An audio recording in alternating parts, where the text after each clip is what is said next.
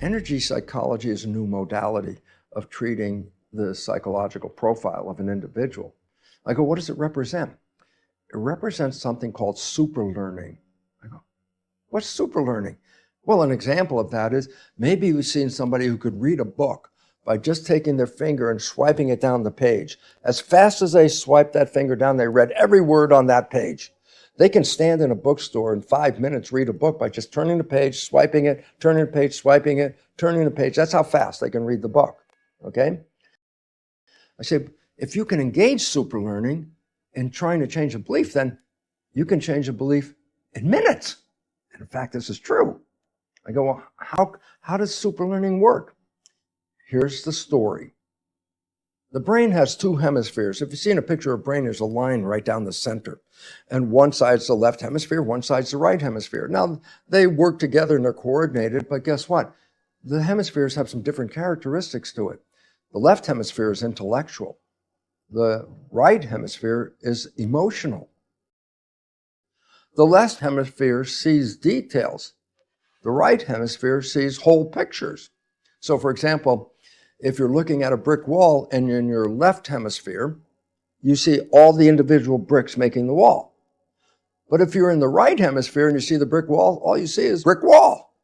So one takes it apart, one sees the whole thing. So here's the point. When the two hemispheres are integrated together and working at the same time, then every experience you have has both an intellectual and an emotional component. Every experience you have has details in it, but then a final understanding as well. However, after age 7, because up to then, both hemispheres are working together. That's called Hemi-Sync. Hemisphere synchronization, working together in harmony.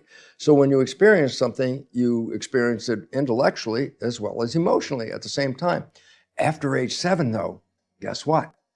The hemispheres separate. And during the day, couple of hours, you're in the left hemisphere, you're more intellectual.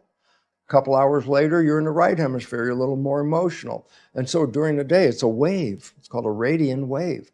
And sometimes you're more intellectual, then a couple hours later, you're more emotional. And I go, oh, the two hemispheres are not working together anymore. They're separate. I say, you want to change something? You cannot change them while they're separate from each other.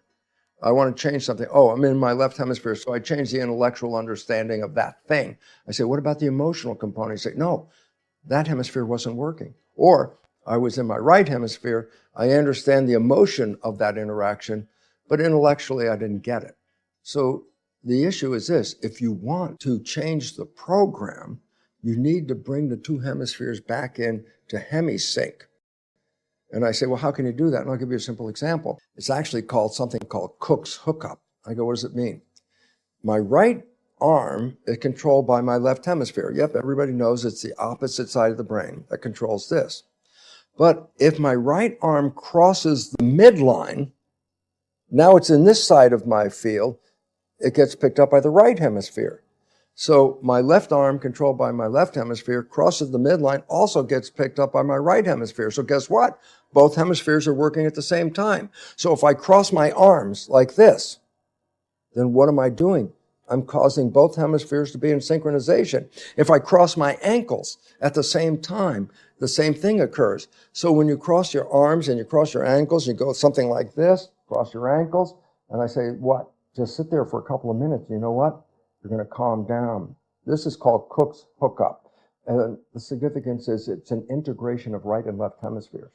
As a matter of fact, it's a very calming experience. So much so that people don't realize that sometimes when they're relaxing, they're sitting in their chair, notice their ankles, they're crossed. They sit there with their ankles crossed. That's an unconscious move to do what? It brings hemispheres into balance again. And when the hemispheres are in balance, it's very peaceful and calming. If you're on a plane and you're afraid of flying, you know what you can do? Put yourself in the Cook's hookup and sit there for a couple of minutes, and the two hemispheres, when they integrate, will calm you down. But when the hemispheres integrate, they open a window of super learning. So first step in energy psychology is identify what program you want to change. I say, how do I know what the program is? I says, look at your life. Where are you struggling? What do you want to be? not what you have. So if I'm not healthy, then the program is, I am healthy. If you don't love yourself, then you say, I love myself. These are the new programs. Very important point. You can't say a future program, I will be healthy. I say, download I will be healthy and see what happens. I said, nothing's going to change. I say, why not? I say, well, look, let's today record, I will be healthy. And now let's come back a year and let's listen to the program. I will be healthy. I said, it's a whole year. You didn't get healthy. I said, no, you didn't program healthy. You programmed the intent to become healthy. You want to be healthy? You say, I am healthy. Well, this sounds a little difficult if you're a very sick person and you're sitting there in, let's say, Cook's Hookup, and you're saying, I am healthy. And it's like, well, clearly you're not. I said, it's not today. What you're doing is putting in a new program. And as we discussed in the past, the significance of the mind is to manifest the program. It's to create coherence between your belief and your reality. So if I put on a belief I'm healthy, but I'm suffering from an illness, what's the function of the mind?